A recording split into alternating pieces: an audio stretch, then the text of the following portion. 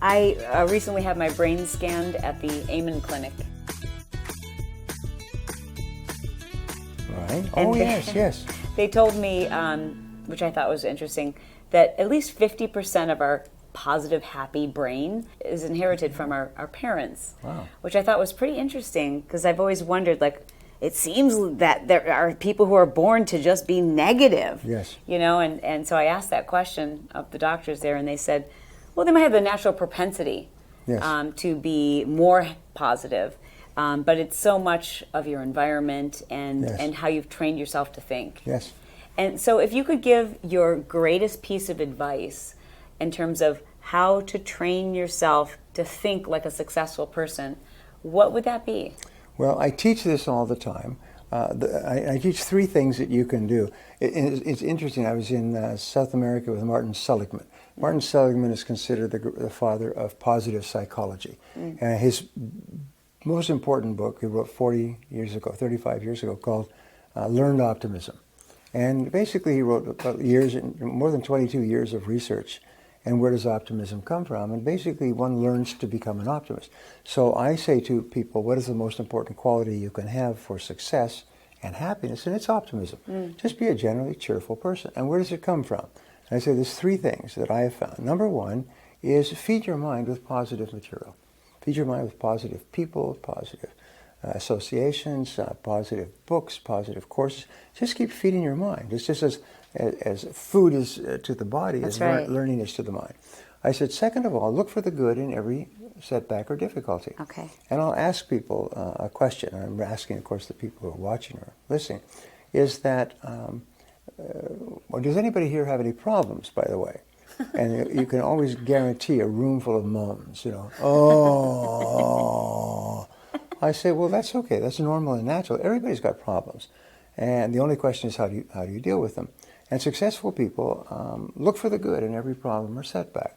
So I want you to think about your problems today and imagine that your problems are like dinner plates in the kitchen. And you have your smaller dinner plates at the bottom, but on the top you have your biggest dinner plate of all. This is the biggest problem you have in life. So I want you to think about your biggest problem in life right now.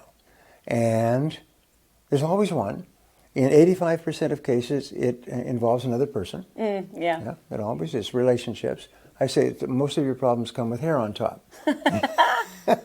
And I said, so look for the good in the situation. What is it? There's always something good in a problem or difficulty. So instead of focusing on the problem and who's to blame, is focus on something good and what you can learn from it. And then the second thing I talk about is to seek the valuable lesson. Is the most successful people, according to Napoleon Hill's work more than 100 years ago, have developed the habit of always looking for the valuable lesson in every problem or difficulty. Yes. And I think it was W. Clement Stone who said that we'll have a lot of problems and setbacks, we have a lot of difficulties and setbacks and obstacles. He said, but we never have any problems. What do we do when we have a problem? We say, that's good. And then we figure out what is good about this that can help us. Yeah. And sometimes you'll find that the thing that you're meant to learn from your biggest problem is that you need to make a big change in your life. Yeah. You need to walk away. You need to walk on. Sometimes it's a bad career. Sometimes it's a bad boss. Sometimes it's a bad relationship. And so one thing I ask people, I teach them all over the world, is practice zero-based thinking and ask this question. If I was not now doing what I am doing today, would I get into it today? Would I start it up again?